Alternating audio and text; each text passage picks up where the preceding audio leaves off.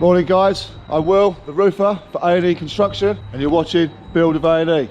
On this job, we're doing a slate re-roof. So how I got this job was originally I came out to do some lead work on the chimney, and as you do, you strip your slates from the top down, and we found many problems. So on this job, we've already got a skip because we're doing the re-roof on one of John's jobs. So we've got a skip there, we've got a scaffold all set up on the front, and we didn't need a compound for this job. So we've placed all of our stuff, materials and that, all around the job. We've got a lath up the top, and we've got other materials around the back. Now that we've had a look at the site, let's get ourselves to the top of the scaffold and have a look. And here we are. Okay, so the reason I got called out to this job was to do the chimney, all the lead work all the way around it. And as you can see, we stripped out the slates from the top. And as we're stripping all of these slates, I started noticing that the previous roofers hadn't done a good job. And one of the things I'm going to show you right now on a slate roof that you don't do is that. Now the reason the slates are doing that is because they haven't gauged it out properly, and the slates are not sitting at the top on top of the lath. This has created a problem of this. What that also does is there isn't enough cover on the slates, so what that means is there's water getting through the slates, and what that's done is create a rusty nail on all of the lath, which is not very safe. So what we're going to do, I'm going to concentrate on this section today. So what we always do is a golden rule with slating is strip from the top all the way down. So what I'll do now, I'm going to get a board from here and I'm going to stick it in the gutter. That way prevents slates or any broken slates slipping down and falling onto someone's head down below. Not a bad idea.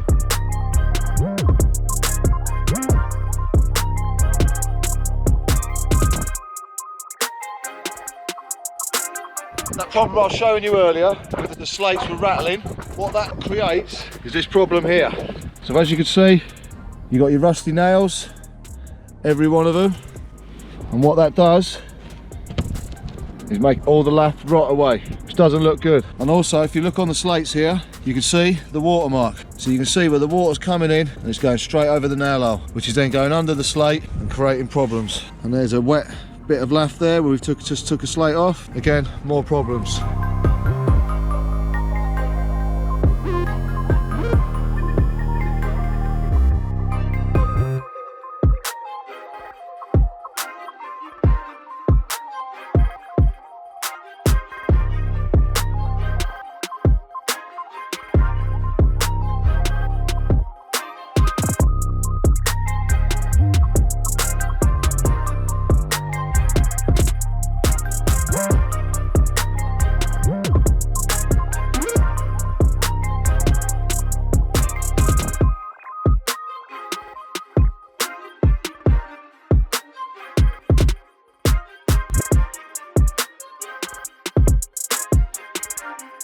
Okay, now that we've stripped all the slates, we've got to strip the felt and the lath. Again, the same as we did with the slates, from the top down. Just before I crack on with that, I just want to show you why I love my job. And if you look at that, that's my view all day, every day for the next 3 weeks. One of the reasons why I love being a roofer. Anyway, let's crack on with this and get it stripped. Time lapse.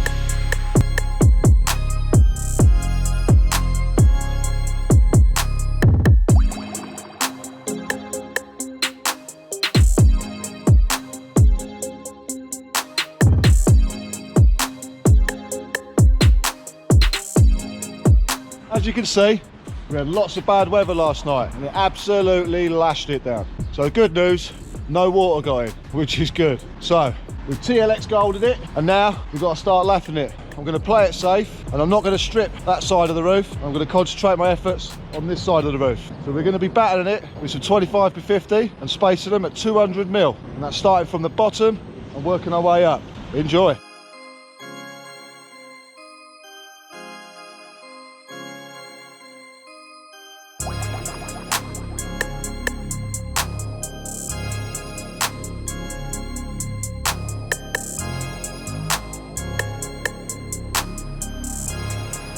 Okay, so that's the end of week 1, and we've got this part of the roof completely stripped of all its felt and lath. We've put TLX Gold in, and we've put 25x50 batten, spaced them out at 200mm. That's one side done, and the other side we've not quite got finished this week with the lath, but as you can see, all the TLX Gold's on. I'll be talking about that when I jump on the back. I'll show you a little video on how we do things. And that's about it for this week, so start again next week. Say bye, Rick. Yeah. Hey. So me and Rick today are going to concentrate our efforts on this section of the roof. I'm going to be putting the lead into the valley, and Rick's going to get his lead soakers and slates up the parapet. Should be a fun day because we're going to get wet today as well. Enjoy time lapse.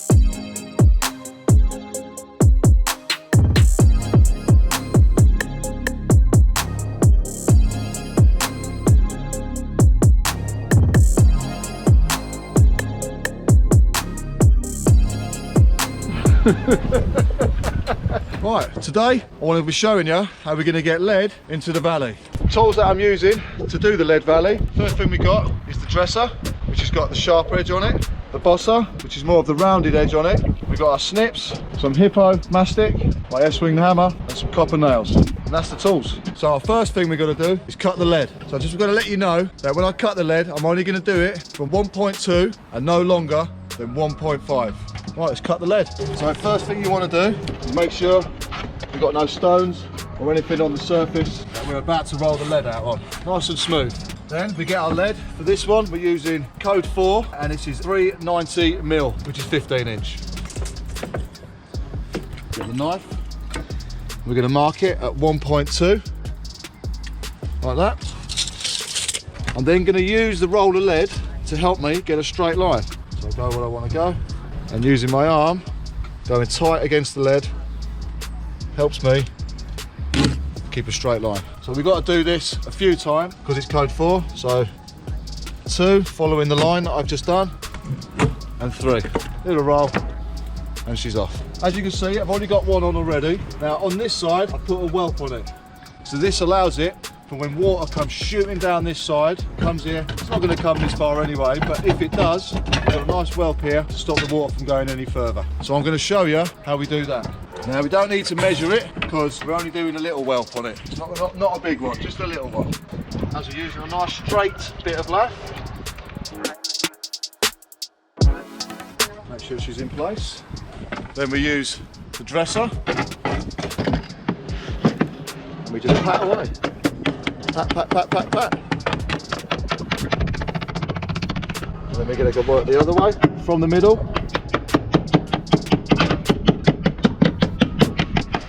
Make sure you're nice and comfortable, get a bit of room.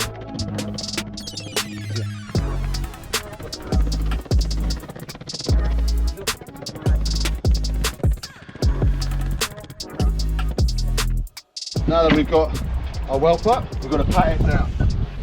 I'm going to leave the top, and I'll show you why I do that a little bit later, but we leave about 5 inches, 6 inches from the top.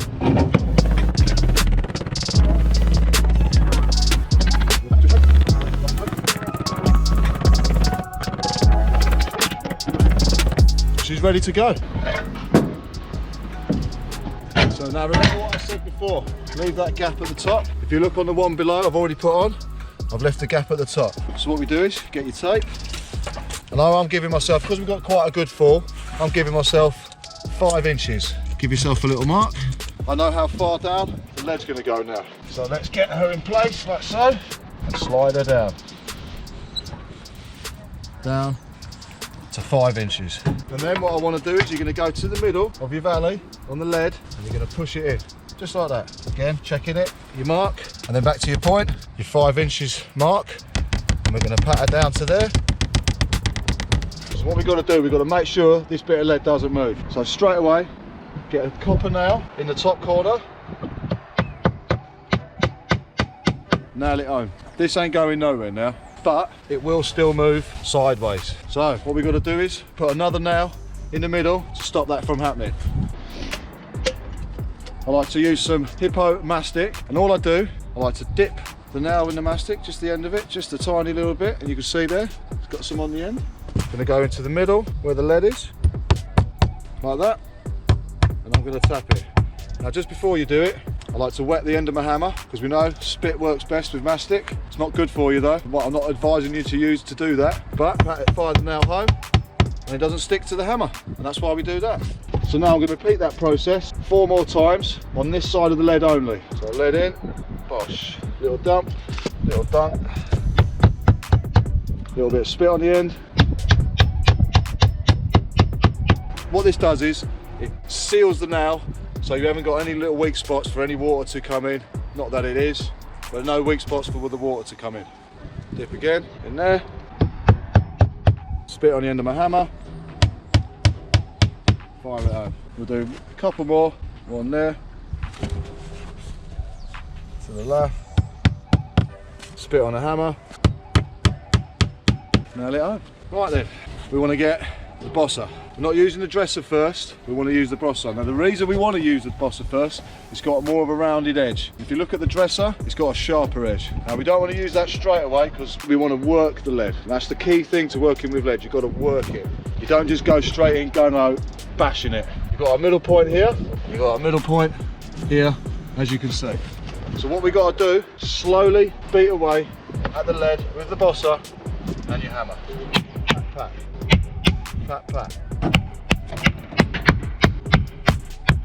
All the way down until you reach the point on the next lead. Again, as you can see, it's rounded. It's not quite the same as it is here. Nice and sharp. So what we've got to do, we've got to get it to that point. So what we'll do is, we'll get the bosser again, and we'll have another go with it. And as you can see this, as I whack it, lead moving from above. What we got to do now is you get the dresser. So you've got all these gaps and everything. So what we got to do, we just got to dress it in. Let's dress it in. Dress it in. Right then, so then we're going to get the sharp edge of the dresser from your line, and we're going to work it.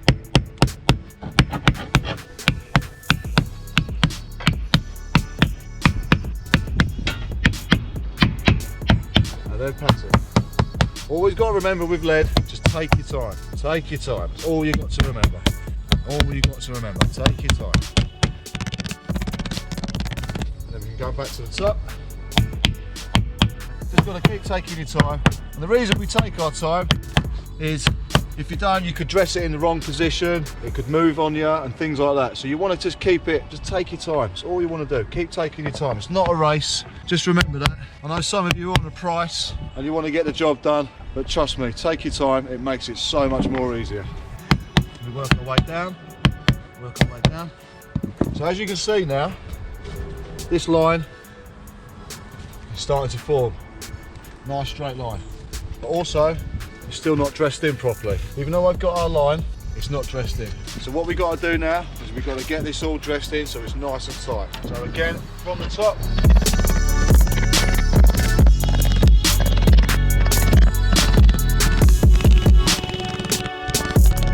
Okay, looking at it, I think I'm going to give it another little dress. So I'm not quite happy with it just yet. So, see it move?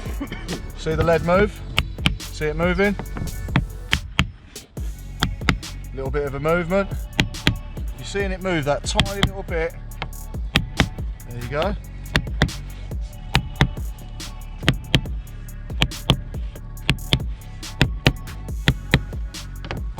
Now I'm happy with it. Obviously with this we've done this side, best to give this side a little dress just to make sure she's tight. And she's tight. So now let's nail her in. Across the top I like to put 5 nails in. 1, 2, 3, 4 and 5. So that's this side. all tight and nailed in. Now you've noticed I haven't come further down with these nails.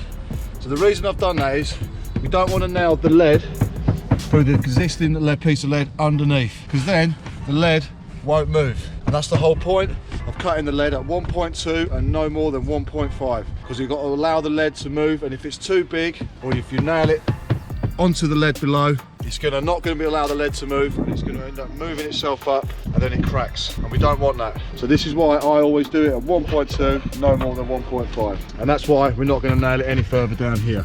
So now we've got to nail this side. Same process. I'm going to do 5 nails.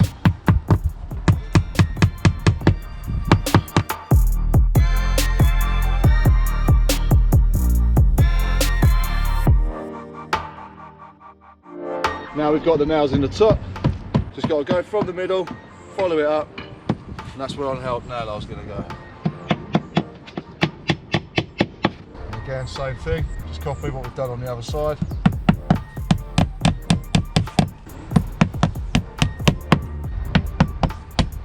And once we've got the lead in, remember the whelp at the top that I told you not to dress down? Well, now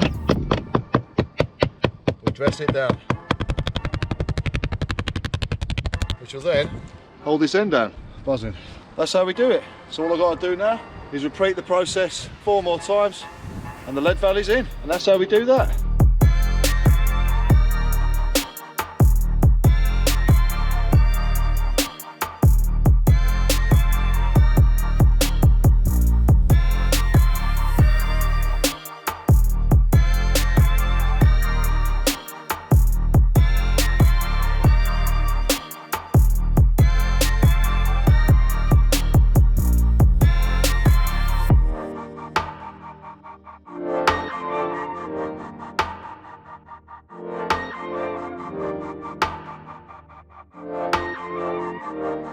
So that's the end of part 1. In this episode, you saw us strip the roof of all the slates, felt and lath, and then you see us re-felt and lath it with 25 by 50 lath and some TLX Gold, which I'll be going into a little bit further in depth on the next video. I've also showed you how I do a lead valley. So if you've enjoyed this video, make sure you hit the like and subscribe button. Now I'm getting wet, had enough, time to go home. Catch you next week.